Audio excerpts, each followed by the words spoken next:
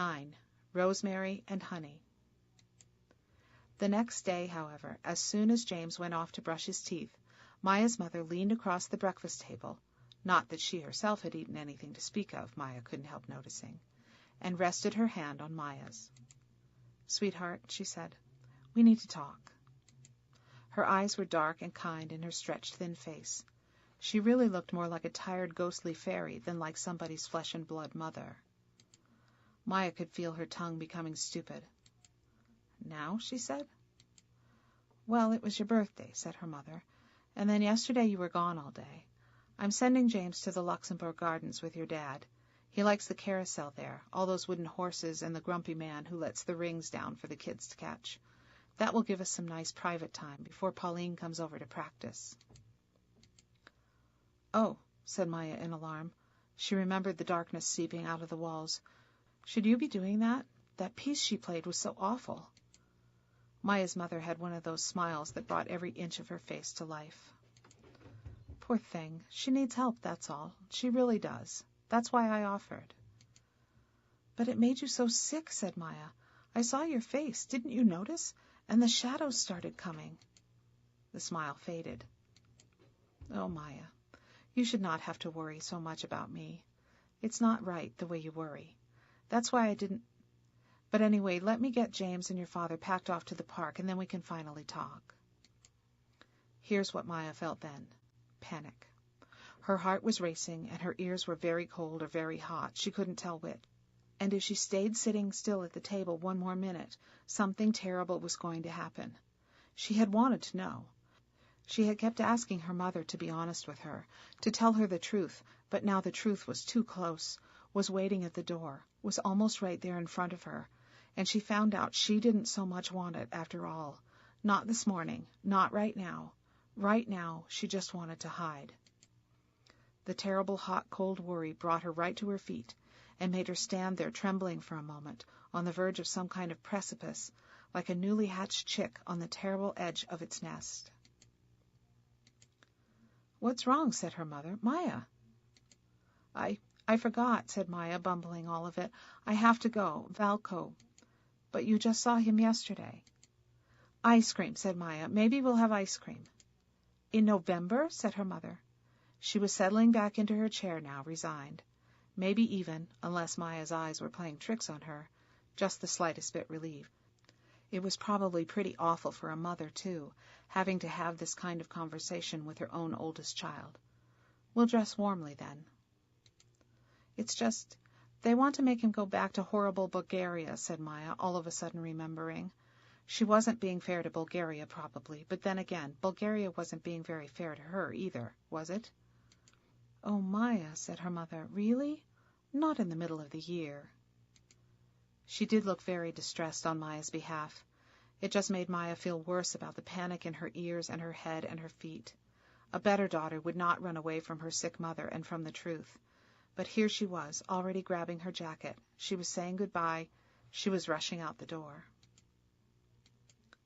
She walked around a couple of blocks worth of Paris, shaking the tears out of her eyes and trying not to run into bundled-up little children and their errand-running parents on the Rue Claire. The displays of lettuces and squashes and leeks in the market on the corner looked as jewel-like as ever. The women of the charcuterie were already grilling sandwich fillings outside their store and trading jokes with each other, and the outside tables of the corner cafe were all occupied, despite the chilliness of the air. It all looked so cheerful and normal. But Maya didn't feel cheerful or normal. "One thing at a time," she told herself. That was the phrase she used to use to get through the bad days, back when her mother had first gotten sick. One thing at a time. Only here, which one thing was she even supposed to tackle? They were all so huge and so shapeless. There weren't any helpful little angels to grab onto. Her mother was sick again. Valco was maybe being sent away.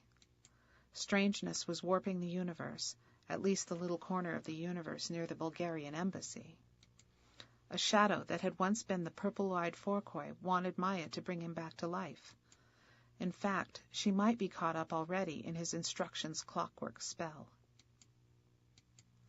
She might. It was hard to know. She was trying not to be clockwork, But how could she know for sure?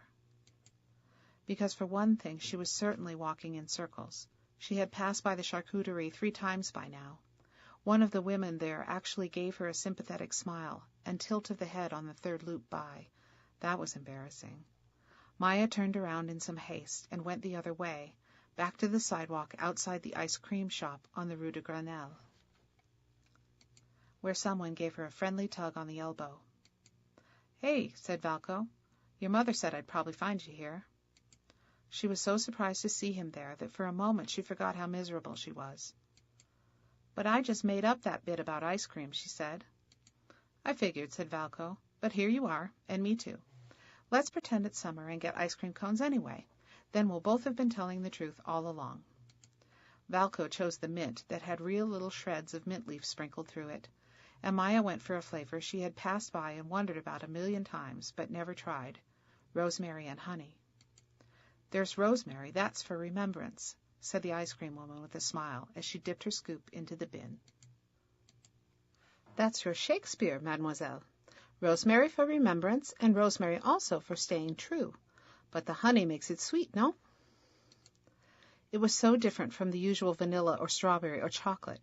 A powerful combination, herb and blossom. It tasted like summer, maybe even like magic. She found herself, despite everything, feeling the tiniest bit encouraged. Of course, it helped having Valco there, discussing the fruits of his latest research. That's what he said with one eyebrow raised, the fruits of his research. 2 important things, he said. No, 3. First of all, remember how I cleverly paused, despite those awful crazy women kind of being after us, to leave a mark at the edge of the strangeness yesterday? Maya tried but failed to remember that particular detail, but she made a non-committal sound from behind her ice cream, and Valco took that as a yes. "So I went back last night on my way home and did some measuring. I mean, only approximate measuring, because I don't have one of those wheels they use to measure distance. Have you seen those?" Maya shook her head. "Well, they're pretty cool, but I never thought I would actually own one. Anyway, here's the thing.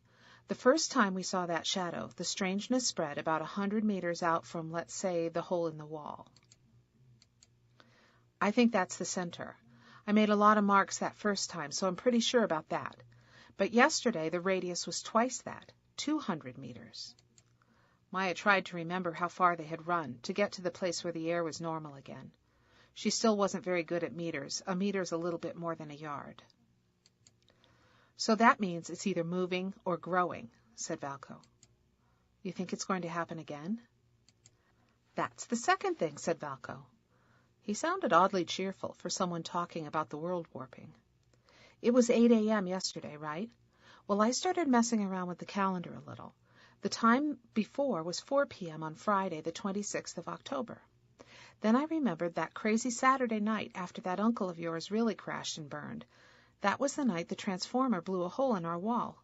And you know when that was? 11 p.m. He paused and gave Maya the sort of look that meant there was something significant in all of these numbers, and couldn't she see it? "Go ahead and tell me," said Maya. "About once a week something goes seriously wrong around here. Is that it?" "Almost," said Valco. "You know how many hours there are between 11 p.m. Saturday and 4 p.m. Friday? 137. Okay. Now guess how many hours there are between 4 p.m. Friday and 8 a.m. Thursday, if you remember that daylight savings time ended that Sunday, which I did finally remember." "You're kidding," said Maya. "No, not kidding. 137 exactly," said Valco. She looked at him. "That's really random," she said. Valco grinned. "What's really random about it is that it's not random at all," he said. "Or maybe it isn't. We can test it, right? If it's every 137 hours, then the next one will be—" "Is it Wednesday?" said Maya. "Wednesday at 1 a.m., last day of vacation. I'm waiting up for it." Maya took the last bite of her cone and frowned. "It's such an unspecial number," she said. "Why would anything happen every 137 hours? Valco shrugged. "Would you prefer something else?" "I prefer never," said Maya. "But that's not a number at all. What was your third thing?" Valco looked puzzled for only a moment, and then smiled. It's the crazy women, he said. I did some research. You know how they said they were Samodiv? Maya laughed. He mimicked their accent very well. Well, I looked into it. He gave Maya a sly glance. That means I asked my mother. And she said that Samodivi are a key part of Bulgarian mythology. What do they do? Said Maya. Oh, the usual. They sing, they dance, they tear people apart. Like the what's-its in Greece, the ones who hung around Dionysus. Anyway, they're very dangerous, but especially to men. Didn't hear them hissing your name, said Maya. True. Anyway, I told her you had been asking, and she was very impressed. I didn't, though. Did so. They were coming after us, and they said they were Samodiv, and you said, and I approximately quote, what's that? So that counts as asking, and now my mother's even more looking forward to meeting you whenever that is, November 12th. Just ask lots and lots of mythology questions, and everything will go smooth as silk. Or I could come down with the flu, thought Maya, and get out of the fancy embassy banquet altogether. She filed that away under seriously possible options. So now can I ask you what's worrying you? Said Valko. She told him how a better daughter would have bravely stuck around to hear the truth, but not Maya. You can handle this, said Valko, after he'd heard a good chunk of her story. Look at all the other things you've handled. Things are always worse when you don't know. Maya looked at him with skepticism. She couldn't help wondering how much experience he'd had with really bad news, because she wasn't sure anymore whether knowing everything was really the best way to go. She had been so hopeful just a week or so ago. That made her have to look away again. Go home and tell her you're sorry, and you can handle absolutely anything the world throws at you. Tell her Valko told you so, and he is always right. He had put his arm around her shoulders, a very comforting arm. It would have been pretty okay to stay exactly like that for a year or two, but time doesn't seem to work that way. A few minutes later, she was heading back up the stairs to her own apartment, taking the steps steadily and with pretend courage. Maya's mother came looking for her as soon as Maya was in through the doorway. Oh, Maya, said her mother, I'm so sorry. It must have seemed like I was pouncing on you earlier. I'm so sorry. I'm the one who's sorry, said Maya. I was awful. I don't even know why I bolted like that. I'm not a baby anymore. You can tell me any news you want. Go ahead. Her mother looked at her for a long time and then smiled that private, sad, lovely smile of hers. Come here. Come sit next to me on the couch. We'll be comfy together, even without the blanket.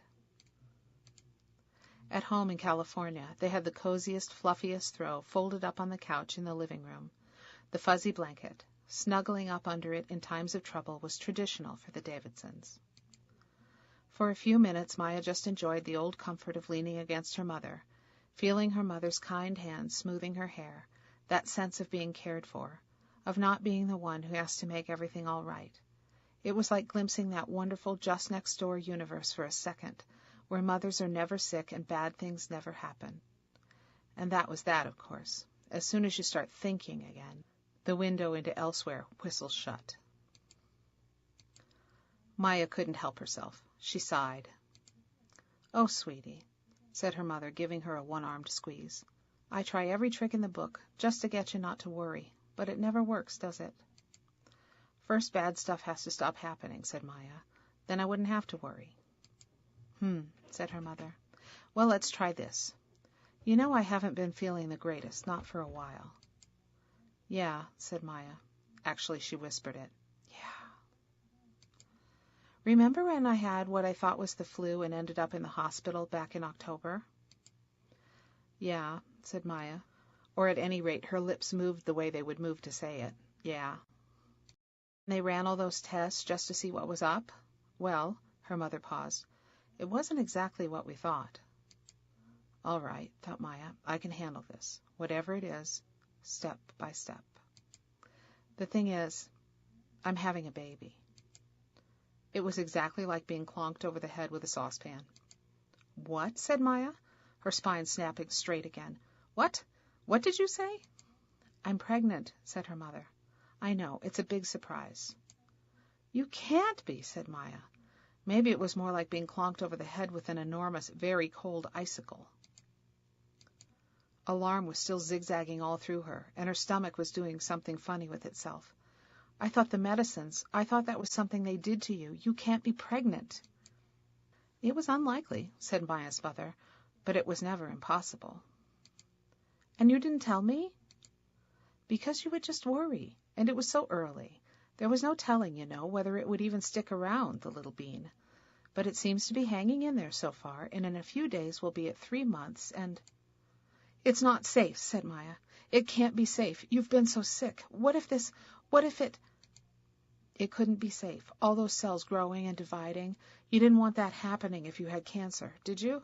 Maya felt the horror of it spreading through her. It wasn't safe. Oh, Maya, said her mother, and her eyes were stubborn and full of sympathy, both at the same time. Nothing is safe. Nothing in life is safe. But I thought about it, and I thought about it, and I have to go back to living, to moving forward. I can't just hide away somewhere, half alive, half not. I can't believe you did this, said Maya. It took her back a little how angry she suddenly felt. I can't believe it. What about James? He needs you to be okay. I need you to be okay. How could you do this? Maya's mother didn't respond for a minute. She just smoothed Maya's hair against her head again and again. It was calming, even though part of Maya was mad enough not to want to be calmed. You've been through too much, said her mother finally. That's the thing. I know it. And I'm so, so sorry about it. But I think this might end up all right. We have to let go. We can't control the future, right? But sometimes things do go fine. Not nearly often enough, in Maya's experience. But what could she say? Can you let go of this a little bit? Said Maya's mother. This is your vacation still. You enjoy these free days of yours. Don't let worries weigh you down, Maya? In fact, I know what we could do right now, before Pauline comes over to frighten our poor ears. You could show me that box of old letters. And she tipped her head toward the table, where there was indeed a nice clear spot, all ready for papers.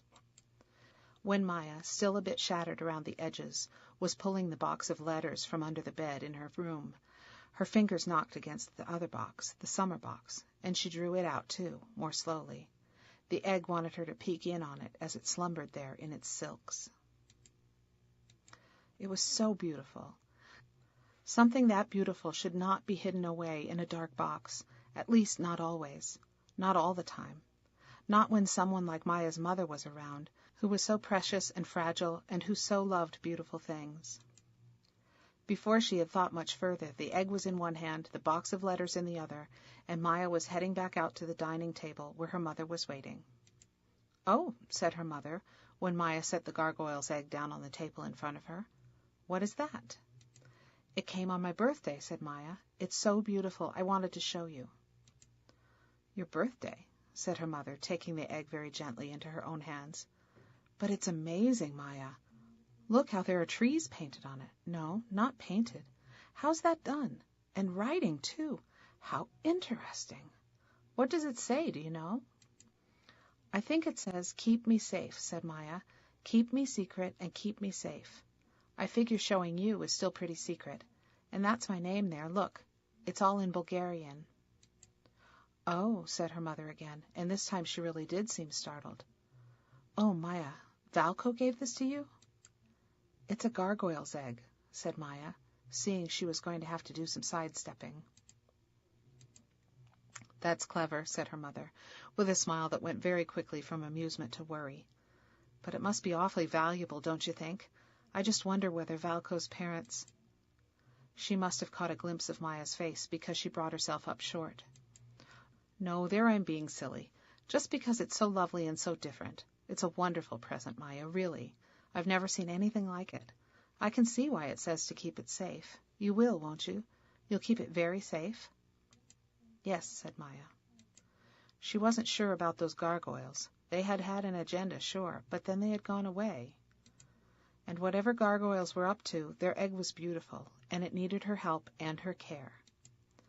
Even her mother thought so, so that was that.